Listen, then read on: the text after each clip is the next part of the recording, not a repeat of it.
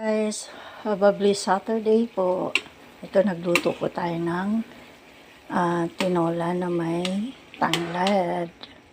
Yan guys, ang tanglad ang laki.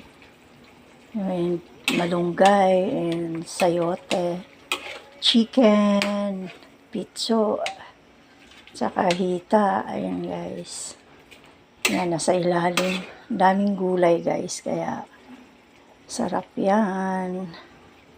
Paborito ko talaga yung may tanglad. Aroma pa lang ng tanglad. Ang sarap.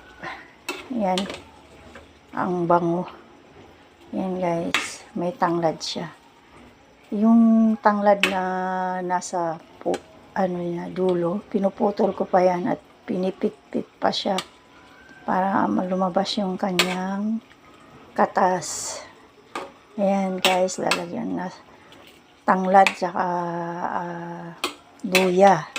Kaya doble sarap. Aroma. Kaya, ayan guys. Thank you for watching.